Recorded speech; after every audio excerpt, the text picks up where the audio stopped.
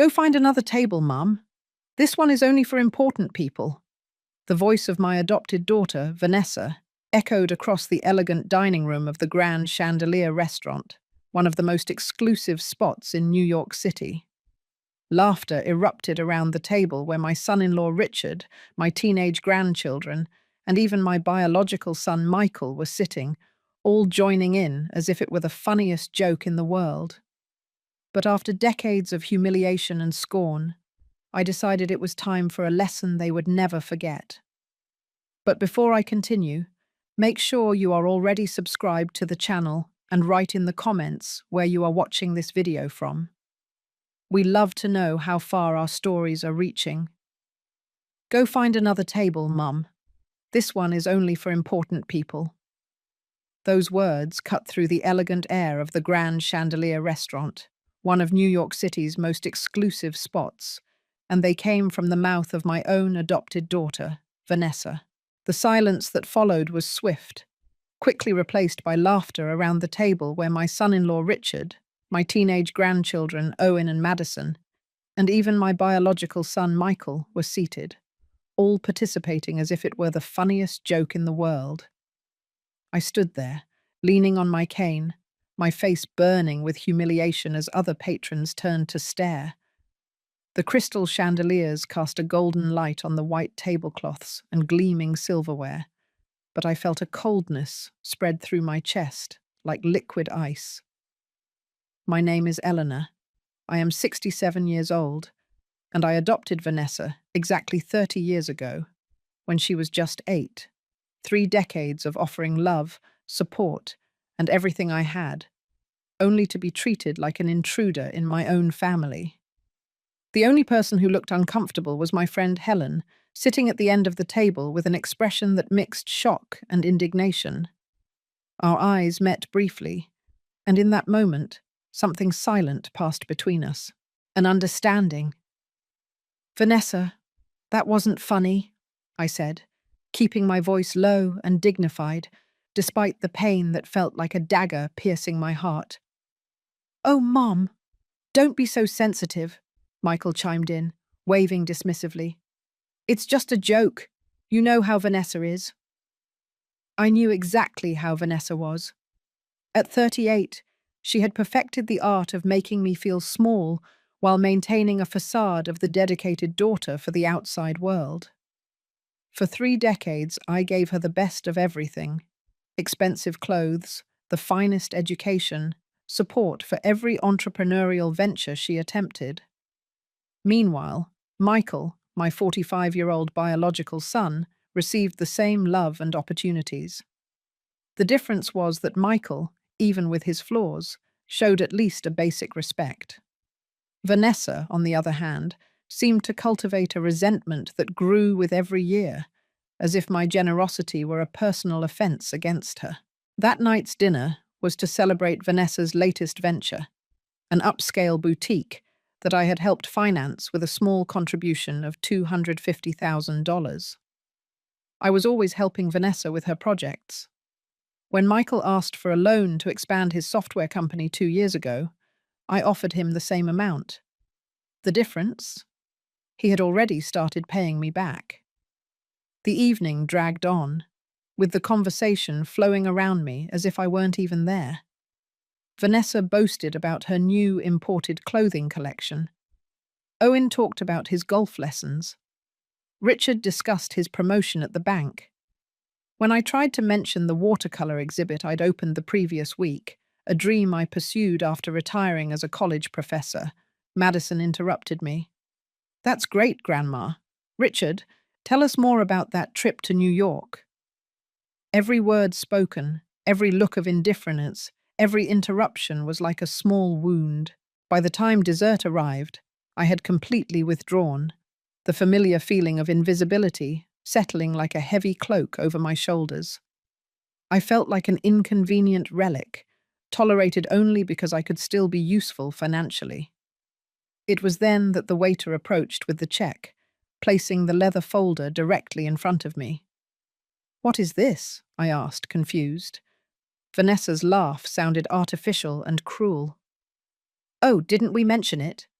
You're paying tonight. After all, that's what grandmothers are for, right?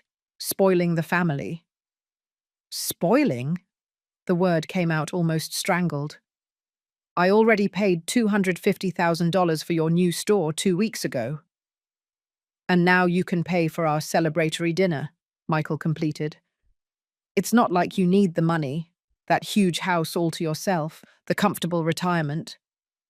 My hands trembled as I opened the folder. The total blurred my vision.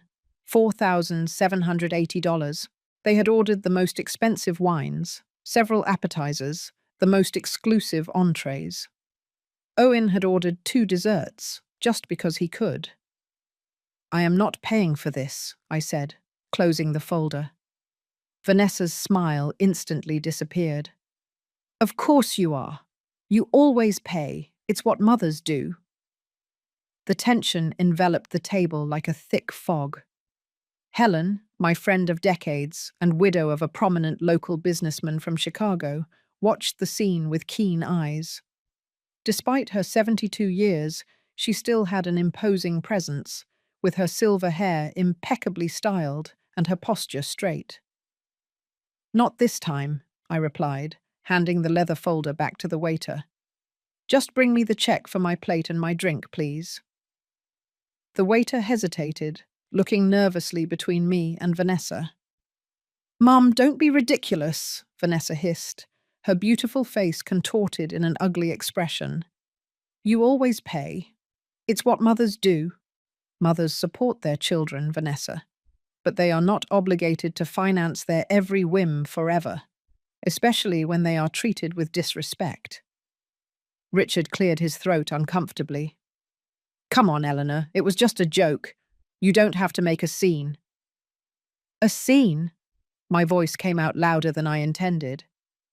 You invite me to dinner, humiliate me in front of strangers, and then expect me to pay almost $5,000 for the privilege?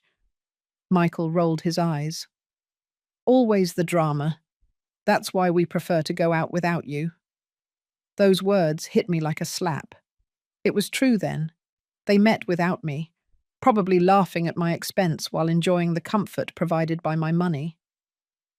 Just a moment, please. Helen's voice cut through the silence that had settled. She stood up, picking up her handbag. Eleanor, that's enough. Let's go. I am seeing how they treat their mother, and this is unacceptable. But Helen... Vanessa immediately adopted a sweet tone. The evening has just begun. Helen looked at Vanessa coldly. I've seen enough for today. You need to learn to respect your mother. I stood up too, feeling a sudden relief at not being alone. Helen and I had been friends since college. She knew my whole life. My marriage to Charles, his premature death when Michael was only 15. My decision to adopt Vanessa a few years later to give Michael a sister and offer a home to a girl who needed one. You are going to regret this, Mum, Vanessa said, the threat barely disguised in her voice. I faced my adopted daughter, this beautiful, cruel woman who had become so different from the scared, hopeful child I brought home 3 decades ago. No, Vanessa, for the first time in a long time, I don't think I will regret it. As we left, I heard the confusion erupting behind us. The waiter insisting on payment, Vanessa demanding that he wait, Richard trying to calm the situation. I didn't look back. The night air of New York City was cool and invigorating. I took a deep breath, feeling as if I had escaped an invisible prison that had been closing in on me for years. The scent of gardenias from a nearby park mingled with the smell of recent rain, creating a sense of renewal. Are you okay? Helen asked as we settled into her luxury car. The soft leather of the seats and the silence of the vehicle formed a protective cocoon against the outside world. No, I answered honestly, but I think I will be.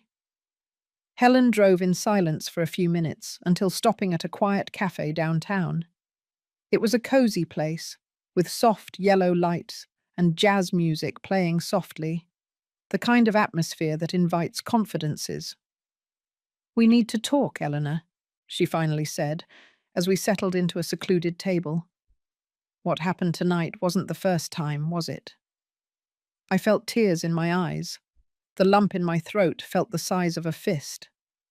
"No, it's gotten worse in the last few years. Since you retired? Since you became just a bank instead of a respected professor?" Helen completed, her voice hard.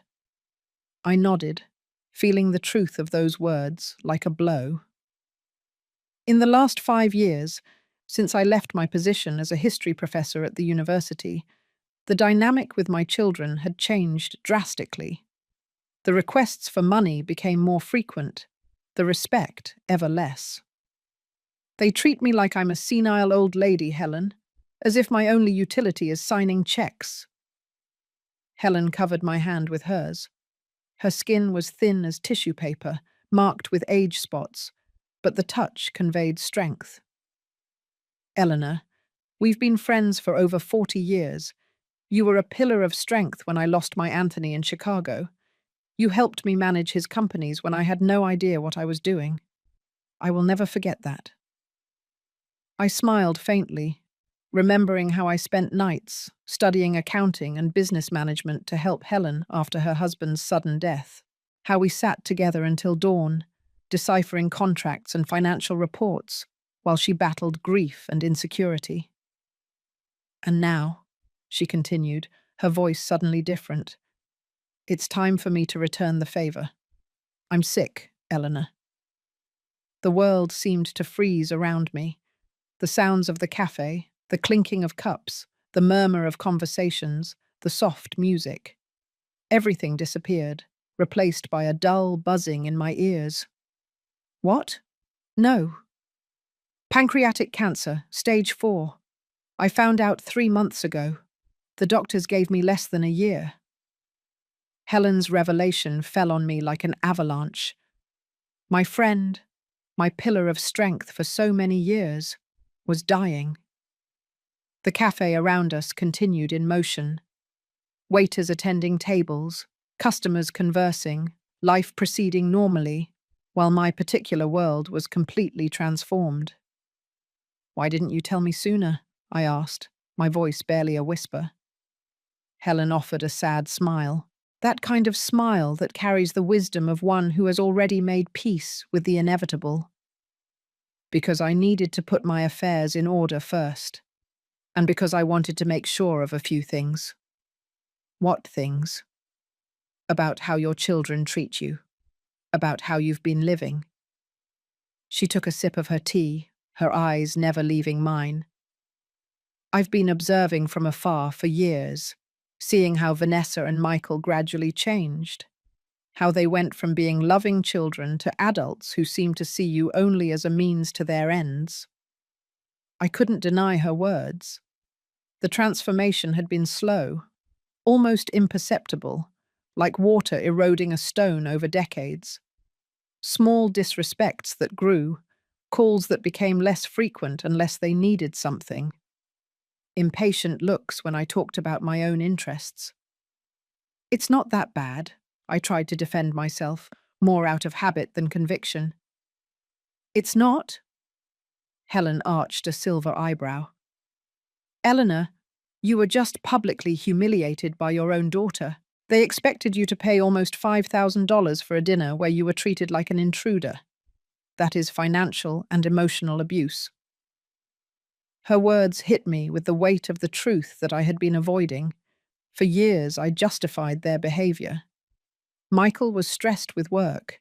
Vanessa had insecurities about being adopted. They simply didn't realize how their words affected me. "What do you want me to do?" I asked, suddenly feeling very old and tired. "They are my children, and I love them, I know." Helen leaned forward, her eyes intense. "But love doesn't mean letting them abuse you. Sometimes love means setting boundaries, and sometimes it means consequences." She opened her expensive, soft leather handbag and took out a heavy envelope, placing it on the table between us. The paper was thick, likely from a fine stationery store sealed with the logo of a renowned law firm. "What is this?" "My will," Helen simply replied. "And a proposal." I looked at her, confused. Helen smiled, a smile that mixed sadness and determination. "Eleanor, when Anthony died in Chicago, you taught me to be strong. You showed me how to manage his companies, how not to let the male executives belittle me. You helped me transform a prosperous business into an empire." It was true. What started as a medium-sized import company under Anthony's direction had become, under Helen's leadership, one of the largest business conglomerates in the Midwest, with holdings in logistics, technology, and retail. "The companies are worth almost $2 billion now," Helen continued, "and I don't have children to leave them to." I swallowed, beginning to understand where she was going. The cafe seemed to have shrunk around us, as if the rest of the world had disappeared. "Helen, no. I always thought about leaving everything to you," she proceeded, ignoring my interruption. "You are the sister I never had, but after seeing how your children treat you, I fear they would simply squander everything, not just the money, but the legacy I built." "What exactly are you proposing?" I asked, feeling a mixture of apprehension and curiosity bubbling up inside me. Helen pushed the envelope toward me. "Open it." With trembling fingers, I opened the envelope and pulled out a bundle of legal documents. The words seemed to swim before my eyes. As I read, my breathing became faster and faster. "It's a kind of game," Helen explained, while I tried to absorb the contents of the papers. "A test for your children, and also for you." The will named me as the primary heir to Helen's entire estate, with one condition. Over the next 6 months, I had to establish clear boundaries with my children. No more money, no more financial favors, no more allowing abuse. If I managed to maintain those boundaries until the end of the trial period, the inheritance would be confirmed. If you fail, if you give in to their requests, if you return to the old patterns, everything will go to charity. Not a penny for you or for them. "Why do this?" I asked, stunned. "Because you deserve more than being a walking ATM for ungrateful children. Because I want my money to go to someone who values it and uses it wisely. And because," her voice softened, "I want the months I have left to see you reclaim your dignity and strength." I looked at my friend, this extraordinary woman who, even facing her own mortality, was more concerned about my well-being. "And what if they change?" I asked. "What if they realize their mistakes?" Helen's smile was both hopeful and skeptical. "Then they will be worthy of you finally. But Eleanor, you have to be prepared for the possibility that they won't change. That, when the money runs out, they will show who they really are." I felt the weight of that moment. The choice laid out before me. Continue as I was, funding disrespect and abuse, or set boundaries and potentially lose the relationship with my children. "I'm not sure I can do this," I confessed. "You can," Helen said with conviction. "The same woman who faced widowhood at 37, who raised a son alone, who adopted an 8-year-old girl when many told her it was crazy, who became one of the most respected professors at the university. That woman can do anything." When I got home that night, I found 3 messages on my phone. One from Vanessa, one from Michael, and one from Richard. All furious, all demanding explanations for my shameful behavior at the restaurant. None of them mentioned who had paid the bill. Instead of answering immediately, I sat on the back porch of my house. It was a spacious property in one of the best neighborhoods in New York City, bought with my own savings after decades of hard work. The yard, with its meticulously maintained garden, shone softly under the moonlight. This place had always been my refuge, my sanctuary. I thought about how I had gotten here. After Charles's death, so young, only 42, a sudden heart attack, I found myself alone with a teenage son and an uncertain future. Instead of falling apart, I threw myself into work. I transformed my pain into purpose, becoming one of the most dedicated professors at the university, climbing the academic ranks while raising Michael. Adopting Vanessa was a decision many questioned. A single woman of 37, already with a 15-year-old son, adopting an 8-year-old girl with a history of abandonment seemed like a recipe for disaster. But I saw her in that orphanage, with her big eyes full of hope and fear, and I knew she was my daughter. The early years were difficult, but rewarding. Vanessa had her nightmares and moments of rage, her deep-seated insecurities. But she also had a laugh that could light up an entire room, a sharp intelligence, and a fierce determination. As for Michael, after some initial resistance, he became a protective older brother. When did everything change?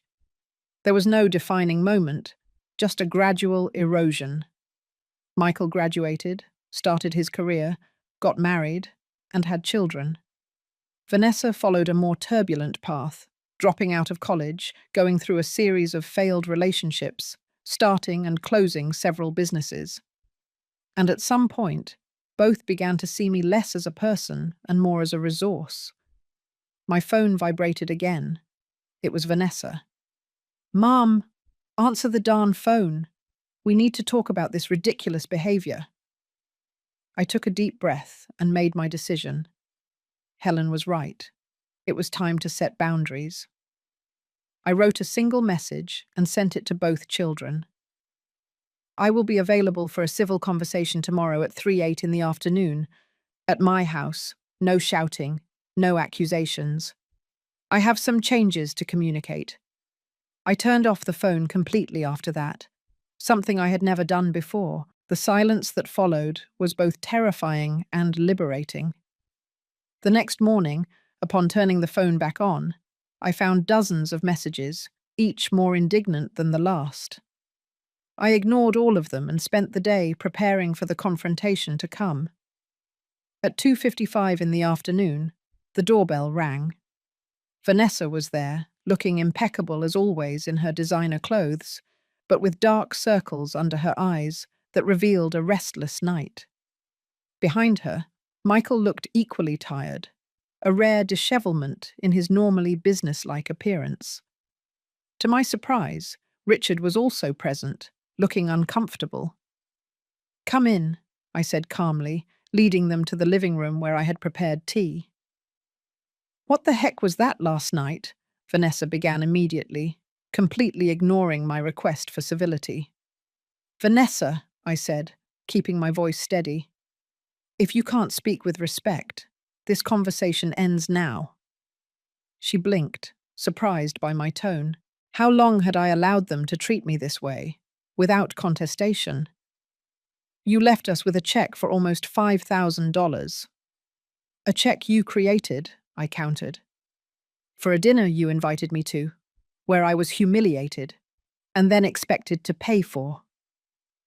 "It was just a joke, Mum," Michael intervened, his tone conciliatory, the one he used for closing business deals. "Vanessa didn't mean that about important people." "It wasn't just last night," I continued. "It has been a pattern. You treat me like a bank, not a mother. Like a wallet, not a person." Richard cleared his throat. "Eleanor, I think you're overreacting a little." "I am not, Richard, and I didn't ask for your opinion." My direct response surprised him as much as it did me. It was as if a new Eleanor was emerging, someone I had forgotten existed. "What is going on with you?" Vanessa asked, her voice mixing irritation and a hint of genuine concern. "Is it Helen? Is she putting ideas in your head?" "Don't blame Helen for the fact that you have to pay your own bills," I replied. "And no, it's not her. It's me, finally acknowledging a truth I ignored for too long." I took a sip of tea, gathering my thoughts before continuing. The jasmine scent rose from the cup, strengthening my resolve. As of today, there will be some changes. First, there will be no more money, no loans, no investments in new businesses, no financial help of any kind. The silence that followed was absolute. All three stared at me as if I had just announced I was joining the circus. Vanessa's expression oscillated between disbelief and outrage, while Michael seemed to be trying to process whether I was serious or not. "You can't be serious," Michael finally said. "I am completely serious. You are adults. Michael, 45. Vanessa, 38. Richard, 42. It is time for you to live within your own financial means." Vanessa jumped up, her chair scraping on the hardwood floor with a sharp screech. "This is absurd. I just opened the boutique. I need working capital. You promised you would help me." "I already gave you $250,000, I reminded her. "Use it wisely." "Mum," Michael tried with his most reasonable tone. "I understand you're upset about last night, but this is an overreaction. Families help each other." "Yes, they do," I agreed, "but not unilaterally. When was the last time one of you helped me? When was the last time you asked how I was, genuinely? When did you visit without asking for something in return?" Their faces revealed the truth. A long time ago. The silence that followed my words was dense and uncomfortable. Vanessa crossed her arms, her eyes gleaming with a mixture of rage and panic. Michael ran a hand through his greying hair at the temples, a gesture he inherited from his father. Richard simply looked lost, as if he had been dragged into a family drama he wasn't prepared for. "Is this some kind of senior moment crisis?" Vanessa finally asked, her voice cutting. "You turn 68 in 2 months and suddenly decide to cut off your own children." "I'm not cutting you off," I replied calmly. "I'm cutting off the money. There's a big difference." "To you, maybe," Vanessa retorted. "But what do I do with the boutique now? I have expenses, suppliers to pay." "Do what other entrepreneurs do. Seek bank financing, cut costs, work harder." I kept my voice firm. "It is no longer my responsibility to prop up your ventures." Michael, always more strategic than his sister, changed tack. "Mum, we're worried about you. This behavior is not normal. You were always so generous, so available to us." "And I am still emotionally available," I clarified. "You can call me, visit me, talk. Just don't ask me for any more money." "It's that old lady," Vanessa said suddenly. Her eyes narrowed. "Helen is behind this, isn't she? What did she offer you?" I felt a chill run down my spine. It was incredible how quickly Vanessa could identify the source of a potential advantage or threat. Her intuition for opportunity had always been sharp. "Helen has nothing to do with my decisions," I lied partially. Her influence was present, but the final decision had been mine. "This is between us." Richard, who had remained silent, finally spoke. "Eleanor, I think what Vanessa and Michael are trying to say is that this change seems very sudden. Yesterday you were, well, yourself. Today you seem like a different person." "Maybe I always was this person, Richard," I replied, looking him in the eyes. "Maybe I just lost my way for a while, trying to buy your love." "Buy our love?" Michael seemed genuinely offended. "That is unfair, Mum." "Is it?" I leaned forward. "When was the last time one of you came to visit me without asking for something in return? When was the last time you called me just to see how I was? When did you attend one of my watercolor exhibits? When did you offer to help with something?" None of them answered. They didn't need to. We all knew the answer. "This is the deal," I continued after a few moments. "I am here as your mother. I want to have a relationship with you, with my grandchildren. but the financial tap is closed. Completely. Vanessa stood up abruptly, her chair scraping on the hardwood floor with a sharp screech. You are going to regret this. When you need us, and you are going to need us, you're getting old. We'll see if your pride is worth it. It's not pride, Vanessa. It's self-respect. She grabbed her designer handbag and marched toward the door. Come on, Richard. We have nothing more to discuss here. Richard hesitated, looking torn. For a brief moment, I thought I saw something like respect in his eyes before he followed his wife. Michael remained seated, watching me with an expression I couldn't decipher. The room was now immersed in a disturbing silence, broken only by the ticking of the antique grandfather clock that had belonged to my parents. Do you also think I'm wrong? I asked after the front door closed with Vanessa and Richard's departure. My son sighed deeply. I don't know what to think, Mum. This is unexpected. Life sometimes is. He stood up slowly. I need to process all of this. Vanessa is going to be furious for weeks. Probably, I agreed. At the door, he stopped and turned. Are you okay? Really? It was the first genuine question about my well-being he had asked in months, maybe years. I felt a small pang of hope, fragile as a shoot in barren soil. I'm finding my way, I answered honestly. After Michael left, I sat alone in the silent living room, trembling slightly. I had done it, set clear boundaries, refused to be used again. The feeling was simultaneously terrifying and liberating. My phone rang. It was Helen. How did it go? She asked without preamble. As well as could be expected, I replied. Vanessa left furious. Michael is confused. I think I lost my children today. Oh, maybe, Helen said softly. You gave them the chance to become the people they were always meant to be. The following weeks were a strange kind of silence. No calls from Vanessa, no messages, except a brief note from Michael asking if I had come to my senses. I didn't answer. Instead, I used the time to rediscover myself. I dedicated myself more to my watercolors, visited old friends I had neglected, and joined a reading group at the local library. And I spent time with Helen, whose days were visibly numbered now. Her face had become thinner, her body more fragile, but her eyes maintained that fierce intensity. Then, at the beginning of the 4th week after our confrontation, I received an unexpected call. It was the school for Madison, my 15-year-old granddaughter. Mrs. Eleanor, Madison is here in the nurse's office. She fainted during gym class and asked us to call you instead of her parents.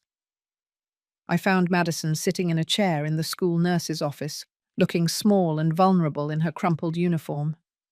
Her pale face brightened slightly when she saw me. "Grandma," she said, her voice low. I sat beside her, taking her hands in mine. They were cold and trembling. "What happened, dear?" The nurse approached. "She fainted during gym class. Her blood pressure is low, and she admitted she hasn't been eating well." "Not eating?" I looked at my granddaughter, now noticing the thinness of her face, the dark circles under her eyes. How had I not noticed before? "Can we talk privately?" Madison asked, looking nervously at the nurse. The professional nodded understandingly.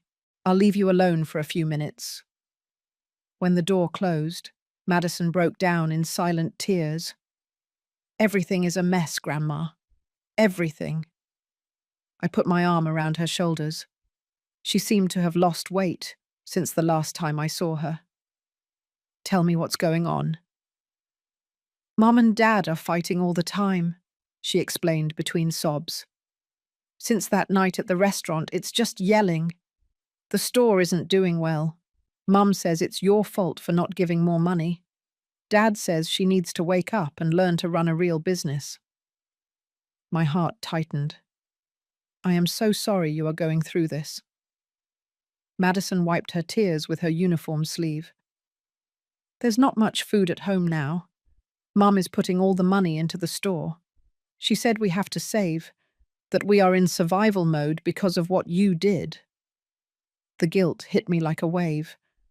Were my boundaries affecting my innocent grandchildren? Then I realized it wasn't my boundaries causing this, but Vanessa's response to them. She was choosing to prioritize her failing business over the well-being of her own children. "Did you eat today?" I asked. She shook her head. "We are going to solve this right now." I stood up, determined. "First, we're going to lunch. Then I'm going to talk to the nurse and take you home with me today." Madison's eyes widened. "Mom is going to be furious. Let me handle your mother." After a substantial lunch at a nearby diner, where Madison devoured a full plate as if she hadn't eaten in days, I called Vanessa. She answered on the fourth ring, her voice instantly defensive. "What do you want now?" "Madison is with me," I informed her calmly. "She fainted at school today due to lack of proper nutrition." Silence on the other end. Then, "What are you implying?" "I'm not implying anything, Vanessa. I'm stating a fact. Madison will stay with me tonight. Tomorrow we would like you and Richard to come over for dinner to talk." "I don't need your lectures on parenting," Vanessa hissed. "This is not about you or me," I replied firmly. "It is about Madison and Owen. If you truly care about your children, you will be here tomorrow at 7 o'clock in the evening." To my surprise, Vanessa showed up the next night, along with Richard and Owen. My grandson, normally confident and sometimes arrogant like his father, looked tired and disheveled. The tension in the family was clearly affecting both teenagers. I prepared a simple but hearty dinner. During the meal, the atmosphere was tense and silent, until Vanessa finally put her fork down hard. "So, this is what we're here for you to show off how you can feed our children better than us." "We are here," I replied calmly, "because your children are suffering and we need to find a solution." "The solution is obvious," Vanessa retorted. "Stop this tantrum about money and help us like you always did." Owen, to my surprise, interrupted. "Mum, it's not Grandma's fault that you don't know how to manage money." The silence that followed was cutting. Vanessa looked at her son as if he had just slapped her. "How dare you speak to me like that?" "It's true," Owen continued, apparently releasing pent-up frustration. "Grandma gave you $250,000 for the store, and in less than a month, you're already broke. You bought that ridiculously expensive Italian stock that no one wants. You rented the most expensive space in the mall, and now we are the ones suffering." Richard cleared his throat uncomfortably. "Owen, respect your mother." "And you?" Owen turned to his father. "You just complain, but you don't do anything to help. At least Uncle Michael is trying to keep his own business running without whining for money from Grandma." Madison, silent until then, finally spoke. "I just want you guys to stop fighting. I just want to be able to sleep at night without hearing shouting." Vanessa's face crumpled, the mask of indignation giving way to something more vulnerable. For a moment, I caught a glimpse of the 8-year-old girl I had brought home all those decades ago. "I'm trying," she said, her voice breaking. "I'm trying to keep everything running." "Alone," I added softly, "as you always tried to do everything alone, even when I offered real help, not just money." Vanessa looked up at me, confused. "What do you mean? How many times did I offer to teach you about financial management, about how to run a business? You always refused, preferring the easy way out, just asking for more money when things got tough." Richard surprised everyone by speaking. "She's right, Van. Your mother tried to teach you to fish, but you only wanted the fish already made." Richard's comment dropped like a bomb on the table. Vanessa turned to face him, betrayed by her own husband. For a tense moment, I thought she was going to explode, but then something unexpected happened. Her shoulders dropped, and she covered her face with her hands. "I don't know how to do this," she admitted, her voice muffled. "I never knew." It was a moment of vulnerability so rare that no one at the table initially knew how to react. Madison timidly reached out and touched her mother's arm. Owen, despite his earlier outburst, looked uncomfortable seeing his always strong mother suddenly break down. "Vanessa," I spoke softly, "the problem was never a lack of ability. You are smart, determined, charismatic. The problem was always that you never really needed to try, because I was always there to solve any mistake with more money." She uncovered her face, her eyes red. "And now you've taken away the safety net." "Yes," I confirmed, "because I believe you can fly without it." Richard spoke up, surprising me again. "Eleanor is right, Van. We need to solve this ourselves, as a family." I looked at my son-in-law with new respect. Maybe there was more to him than the complacent man who always showed off. "What do you suggest, then?" Vanessa asked, sounding genuinely lost.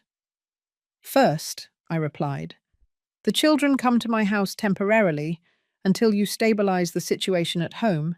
No arguments, no deprivations." To my surprise, Vanessa didn't protest.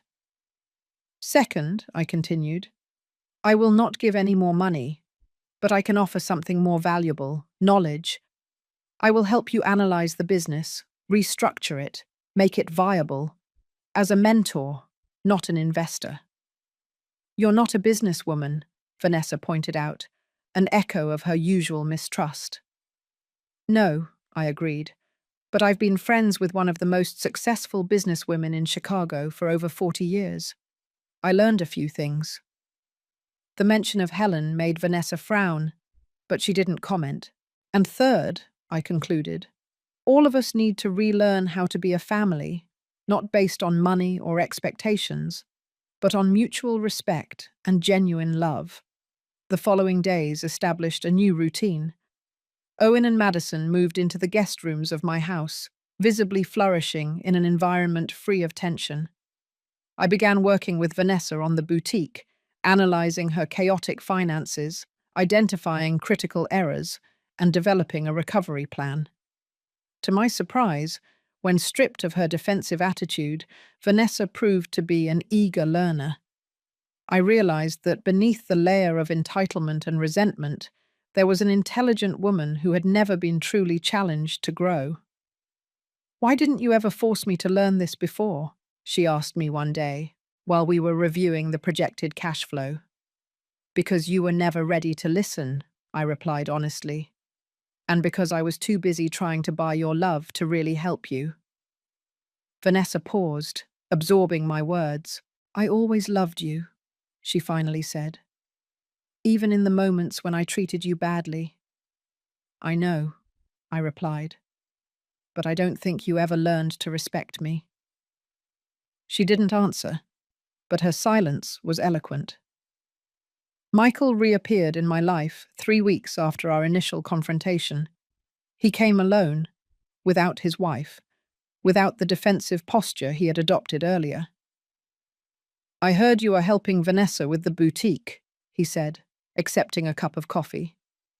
"I'm trying," I confirmed. "And how are you?" Michael sighed deeply. "Good. To be honest, your ultimatum made me rethink some things.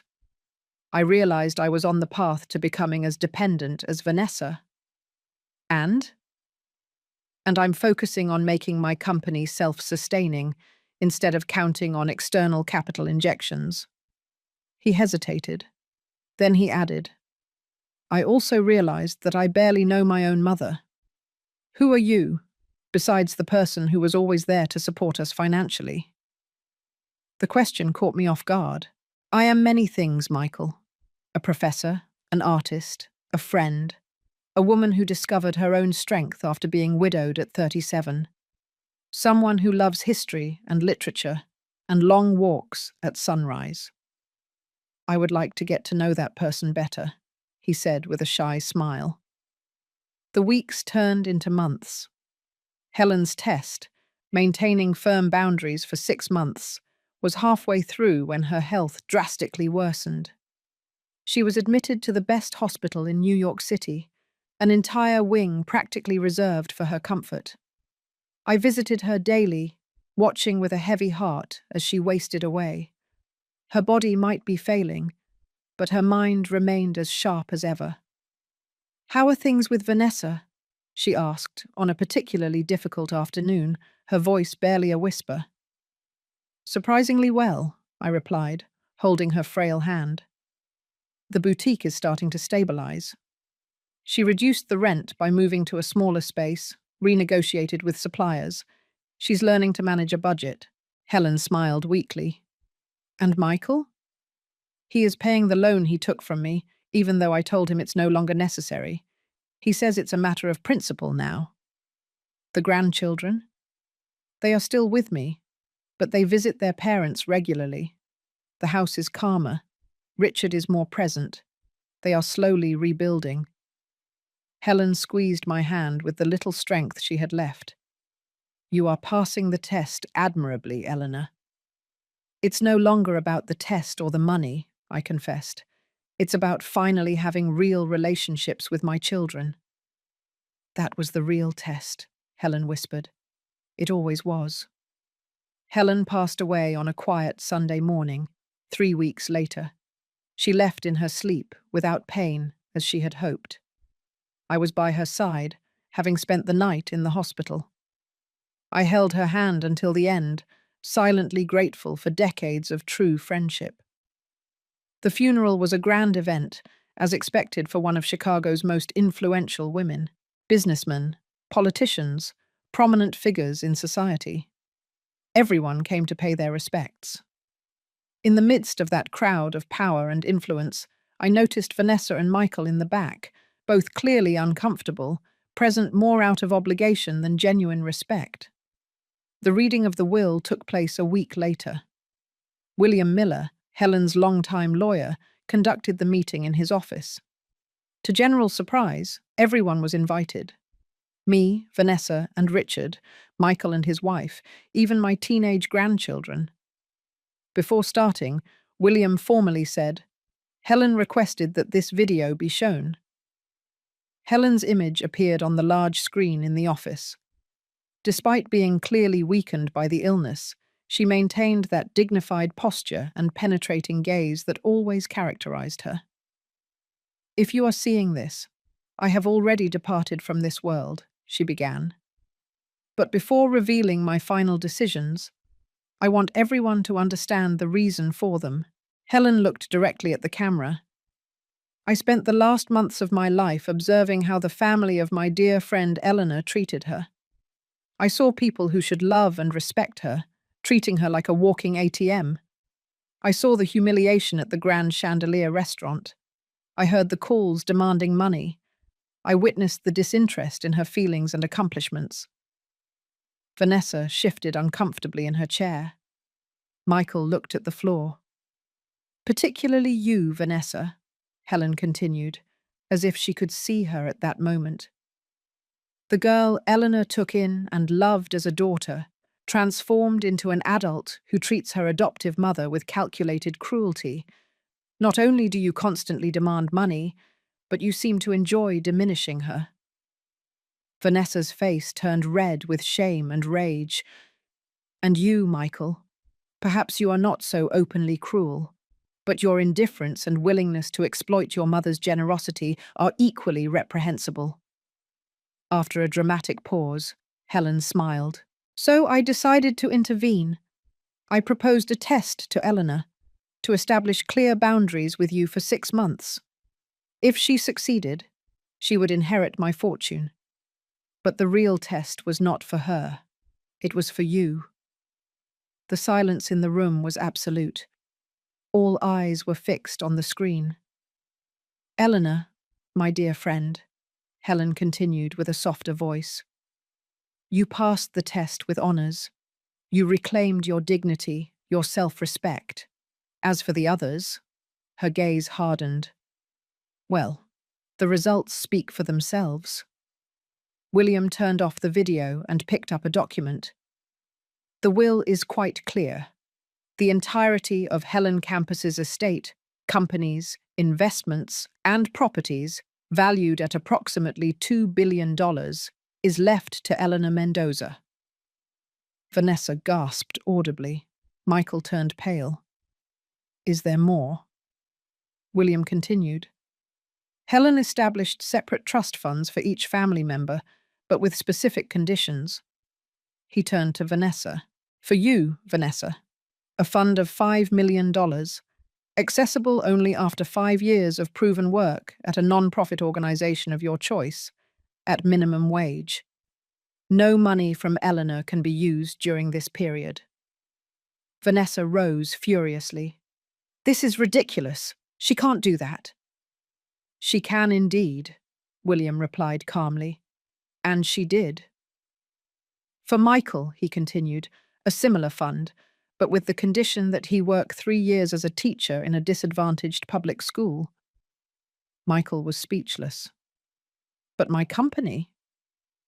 As for the grandchildren, William proceeded, ignoring him, each will receive a generous educational fund, accessible directly at age 18, without parental intervention. Richard, who had remained silent, finally spoke. And me? William consulted the documents. You have the option to remain with Vanessa during her period of community service or divorce, with a compensation of $200,000. Chaos erupted in the room. Vanessa was shouting accusations, Michael arguing about the injustice. Richard seemed to be calculating his options. Only my grandchildren remained silent, perhaps secretly relieved to have their future guaranteed, regardless of their parents' choices. I stood up calmly. Enough. To my surprise, everyone quieted down. Helen left me not only her fortune, but also the power to modify these conditions. I will be using it. Vanessa immediately adopted a conciliatory tone. Mum, you know we love you. That thing at the restaurant was just a silly joke. I raised my hand, interrupting her. The conditions remain, with one alteration. If you complete your respective periods of service with sincerity and dedication, you will not only receive the trust funds, but you will also be reinstated as heirs to a portion of what now belongs to me.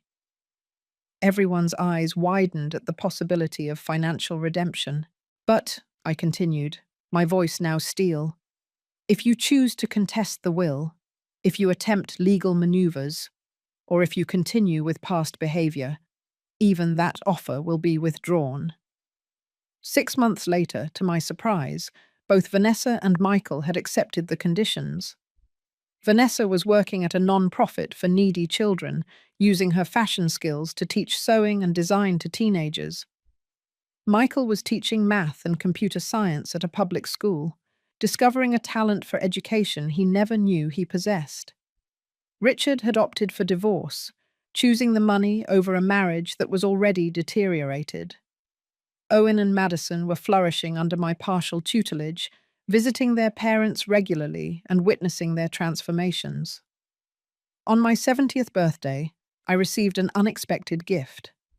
A photo album put together by Vanessa, documenting her work with the children. On the last page, a simple note. Thank you for forcing me to discover the person I can be instead of the one I became. The lesson was hard, but necessary. I am starting to understand the value of what you and Helen did. With love and a newfound respect, Vanessa. Looking out the window at the sunset over my garden, I silently raised a glass in honor of my late friend. Well played, Helen, I whispered. Well played. Perhaps, I thought, as I closed Vanessa's album, the true revenge was not destruction, but transformation. Helen had understood that perfectly. By using her fortune not only as a reward, but as a tool for change, she had given all of us a second chance, not to pretend the past didn't happen, but to build a better future from its harsh lessons. Sometimes, the truest love is not in giving everything someone asks for, but in having the courage to say no when necessary. It took almost losing everything and gaining $2 billion for me to learn that lesson. But in the end, I won something much more valuable, a family that was finally learning the meaning of respect and true love. Now, if you liked this story, click on this next video that is appearing on the screen, because in it, there is a story of betrayal and revolt like you have never seen before.